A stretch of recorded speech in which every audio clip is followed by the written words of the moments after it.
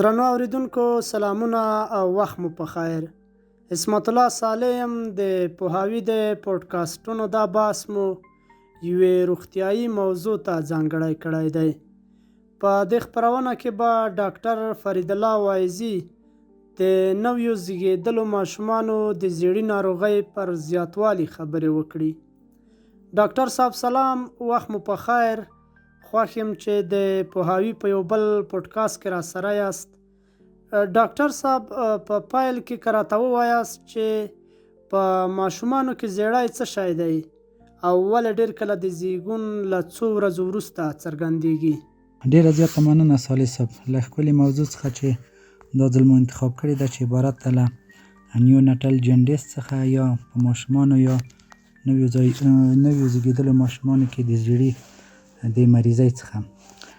معمولا زیړی هغه حالت ته وایي چې د ماشوم پوستکی او سترګې زیړیږي، یعنی زیړوالی پیدا کوي. دا ډېر عام حالت دی او اکثره په بې خطره وي، یعنی ډېر خاص خطر په اولو وختو کې نه لري. په ډېرو ماشومانو کې پیدا کېږي. زیړی د وینې د بیلیروبین د زیاتېدو له امله رامنځته کېږي، چې بیلیروبین هغه ماده ده چې د زړو شویو سرو کرویاتو د ماتېدو یا ټوټه کېدو څخه منځته راځي، د هغو نه جوړېږي. د نوي زیږېدلي ماشومانو جګر چون تر اوسه پورې پوره وده نه ده کړې، نو ځکه بیلیروبین په ښه شکل باندې نشي تصفیه کولی. نو کله چې هغه تصفیه نشي، بالاخره دغه بیلیروبین چې دی په وینه کې لوړېږي، چې دې حالت ته زیړی ویل کېږي. معمولا زیړی چې دی اول په مخ کې، بیا وروسته نور بدن ته انتقالېږي، ټول بدن نیسي.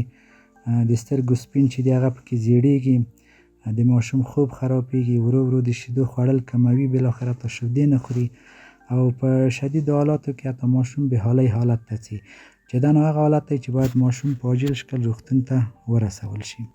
مننه ډاکټر صاحب. د نویو زیږېدلو ماشومانو د زیړي عام ډولونه کوم دي او ترمنځ یې څه توپیر مشخص کېدای شي؟ ډیره مننه، دا هم یوه مهمه پوښتنه ده.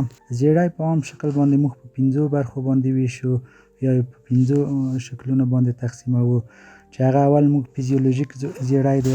فیزیولوژیک زیړی مخکې هم درته اشاره وکړه چې د زیږېدو نه تقریبا 2 یا 3 ورځې وروسته راښکاره کېږي، اکثره تر 14 ورځو پورې په خپله ښه کېږي، چې دوی ته فیزیولوژیک زیړی وایو او دا هېڅ تداوۍ ته ضرورت نه لري. او بل د شیدو پورې تړلی زیړی دی. دا زیړی هم معمولا د مور د شیدو شیدې که چېرې ناوخته شروع شي په ماشومانو کې، په کافي اندازه شیدې ونه خوري، نو دا زیړی چې د ماشومانو ته پیدا کېږي. او دریم قسم یې چې دی هغه د وینې د ګروپ پورې اړوند زیړی دی. که مور او ماشوم د وینې ګروپ سره فرق ولري، چې دا زیاتره ډېر معمول دی، اوس ناروغان هم ډېر دي، د مور او ماشوم په ګروپ کې فرق وي، دا زیړی منځته راځي چې هغه د وینې د ګروپ پورې اړوند زیړی موږ ورته وایو. او بل چې دی څلورم قسم یې د انتان په وجه زیړی دی، چې بعضې وخت بعضې انتانات هم د زیړي د پیدا کېدو سبب کېږي. او بالاخره هغه آخر زیړی چې دی د وخت نه مخکې پیدا شوي ماشومان، بعضې ناروغان چې د خپل وخت نه مخکې پیدا شي، چې موږ پریمچور ماشومان ورته وایو، یا د وخت نه مخکې پیدا شوي، په هغو کې هم زیړی منځته راځي. ډاکټر صاحب، کومې نښې شته چې له مخې راته څرګندېدای شي چې ګواکې د ماشوم زیړی خطرناک حالت ته رسېدلی دی؟ ډېره مننه صالح صاحب. که د ماشوم زیړی ډېر زیات شي، یعنی ټول وجود ونیسي، او یا ماشوم شیدې ونشي خوړلی یا کمې وخوري، او یا زیړی د 14 ورځو څخه زیات دوام وکړي، او یا همدارنګه ماشوم ډېر خوبجن یا ماشوم بې حاله حالت ته لاړ شي، نو دا هغه حالت دی چې دلته د خطرناک حالت موږ ورته ویلی شو، چې باید ماشوم عاجلا ورسول شي روغتون ته. که چیرې موږ داسې په هغه شکل ورته ووایو، که چیرې دغه د بیلیروبین چې موږ مخکې ځینې یادونه وکړه، د اندازه 12 میلي ګرامه پر ډیسي لیتر سره مساوي یا د 2 څخه لوړه شي، نو دا هغه حالت دی چې باید ماشوم ته درملنه پکې شروع شي. او که چیرې همدغه بیلیروبین 20 میلي ګرامه پر ډیسي لیتر سره یا مساوي شي یا د 2 نه زیات شي، نو دا بیا خطرناک حالت دی، چې دا تقریبا دماغ ته زیان رسوي او باید په عاجل شکل باندې ناروغ روغتون کې بستر شي، تر څو خپل اهتمامات ورته ونیول شي. کور ودان. ډاکټر صاحب، د نویو زیږیدلو یا نوزاده ماشومانو د زیړي درملنه څنګه کیږي او په کوم وخت کې باید حتمی روغتیايي مرکز ته مراجعه وشي؟ د زیړي د تداوی په هکله باندې ویلی شو چې د نویو زیږیدلو ماشومانو د زیړي یا چې موږ یې نیوناتل جنډیس بولو درملنه د بیلیروبین په کچې پورې اړه لري. همدارنګه د ماشوم په عمر او عمومي حالت پورې اړه لري چې ماشوم په کوم حالت کې دی. نو ماشومانو ته باید څنګه وشي؟ په اول قدم کې زیات شیدې ورکړل شي چې دا ډیره اړینه او مهمه موضوع ده چې ماشومان ته باید د مور شیدې زیات شي چې بدبختانه موږ په بعضو ساحو کې افغانستان کې دا ډیره هغه ده په بعضې لرې ساحو کې چې ماشوم ته خپلې شیدې وروسته شروع کوي. نو ځکه چې څومره زر شیدې ورته شروع شي او شیدې زیاتې اندازه باندې ورکړل شي د زیړي کچه به انشاءالله ټیټه وي او یا بیخي منځته نه راځي چې معمولا په 4 ساعتو کې باید د 8 څخه تر 12 ځله ماشوم ته شیدې ورکړل شي. یعنې هر 2 ساعته وروسته باید ماشوم ته په کافي اندازه باندې شیدې ورکړل شي. که چیرې بیلیروبین له نورمال حالت څخه زیات شي نو بیا فوتوتراپي موږ ورته وایو چې هغه باید ورته اجرا شي چې د لمر او د یو رقم نیلي چراغونه د دو په واسطه باندې اجرا کیږي. معمولا ماشوم د یوې ځانګړي نیلي چراغ لاندې اچول کیږي. نوموړې رڼا بیلیروبین ماتوي. کله چې هغه مات شي نو د بدن څخه ایستل اسانه کیږي، ورو ورو د بدن څخه ایسته کیږي او په وینه کې د بیلیروبین کچه ښکته راځي. همدارنګه د زیړي د لامل درملنه ده، یعنې د کوم لامل له مخکې موږ وویل د لامل له امله چې زیړی منځته راغلی دی دغو تداوي کوو چې یو دغه نه انتان دی. که چیرې انتان موجود وي معمولا ډاکټر به د انټيبیوټیک په انتخاب باندې هغه یې د منځه وړي علت یې، او همدارنګه د وینې د ګروپ مشکلات کې وي هغه هم ځانګړې درملنې ته ضرورت لري چې هغه به هم متخصص ډاکټر صاحب ورته انتخابوي.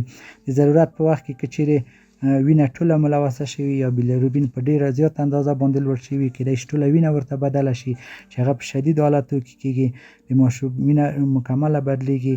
کله چې بیلیروبین ډیر لوړ وي او د دماغ د زیان خطر وي نو په هغه وخت کې باید ناروغ ورته بستر شي او د وینې هغه تغییر نظر په پروتوکول باندې ترسره شي. ډاکټر صاحب ډیره مننه. په پای کې که په لنډو راته ووایاست چې څنګه کولای شو د نویو زیږیدلو یا نوزاده ماشومانو په زیړي کې د جدي عوارضو مخه ونیسو؟ ډیره زیاته مننه. اړینه او مهمه پوښتنه ده چې موږ څنګه کولی شو هغه جدي عوارضو څخه مخنیوی وکړو چې په هغو کې اول موږ وختي پیژندنه ده. نو باید ماشوم څنګه شي په اولو 24 یا 48 ساعتونو کې د ژیړي د پلوه وکتل شي که امکان وي د هغو بیلیروبین اندازه شي په وینه کې اندازه یې تعیین شي چې څومره ده. او په دوامه مرحله کې ماشوم ته کافي شیدې ورکول. مخکې موږ ترې یادونه وکړه چې مور باید په 24 ساعتو کې د 8 نه تر 12 واره پورې ماشوم ته شیدې ورکړي.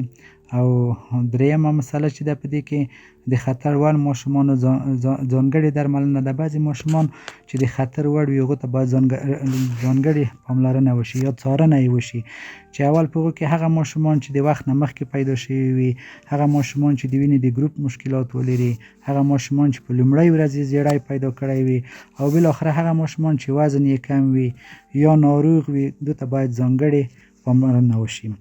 او بل په وخت درملنه ده. که بیلیروبین لوړ وي په وخت فوتوتراپي باید ورته انتخاب شي، یعنې په وخت باید کلینیک ته یا شفاخانې ته ورسول شي او هغو ته هغه درملنه انتخاب شي چې دا هم یو د مهمو هغه څخه ده تر څو مور او کورنۍ ته ورکړل شي وویل شي. او بله مرحله کې د کورنۍ پوهاوی دی. مور او کورنۍ باید مکمله د زیړي نښې، خطرونه چې کوم حالت د منځ رسي مور او کورنۍ باید وپوهول شي چې څه وخت باید په بیړني شکل باندې روغتون ته مراجعه وکړي.